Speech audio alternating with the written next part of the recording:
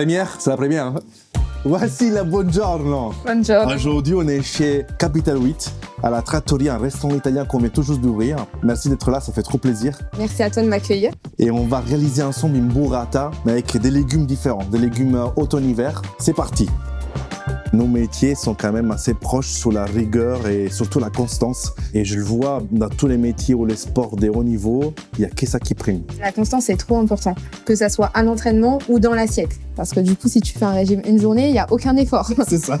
Tu verras aucun résultat. Exactement. Il y a beaucoup de travail et beaucoup de discipline dedans. Quand je démarre ma journée avec le sport, jamais je vais la gâcher. Mais quand je ne fais pas de sport, c'est là où je vais manger mon croissant, je fais une connerie, tu vois. Et quand je commence bien, j'ai horreur de gâcher quelque chose qui a bien commencé. Donc du coup, je vais être régulier et tout au long. Et quand je suis libre, c'est là où je me permets parfois des écarts, les verres de vin, un petit dessert en plus, le tiramisu. D'ailleurs, elle est magnifique, mon tiramisu, attention. J'ai hâte de le goûter. Mais c'est vrai que c'est une bonne idée de commencer le matin. Ouais. Parce qu'on se dit, au moins c'est fait, Exactement. je commence bien ma journée et derrière, j'ai plus d'excuses en me disant, j'ai plus le temps de faire.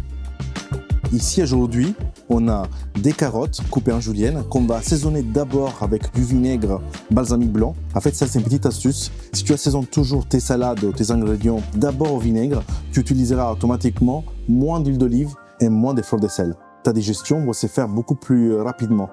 Alors, on va mettre la burrata au milieu de l'assiette. Ensuite, on ajoutera quelques lamelles de capre à fleurs, quelques copeaux de grana padano et on passe à la dégustation, non?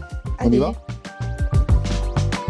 Pour atteindre des objectifs, il faut savoir se priver de certaines choses. C'est un sacrifice, entre guillemets, et je trouve que les sacrifices, c'est ça qui donne le goût après à quand tu vas manger quelque chose, tu vois. Gérer la nourriture, c'est un carburant. Ça veut dire que si tu veux performer ou faire du sport et être juste en forme dans ta journée, même sans faire du sport, il faut que ton assiette soit bien pour que tu te sentes en forme, que tu n'aies pas un coup de fatigue. Du coup, voilà, on peut se faire un petit peu plaisir. Alors, c'est une grande part, hein. On n'est pas obligé de la manger en entier. Toi, comme dans chaque métier, il faut savoir s'autoriser à avoir un petit plaisir en fin de journée pour donner du boost à ta mentalité, à ta psychologie, tu vois. C'est vrai, ça fait du bien. Ça aide.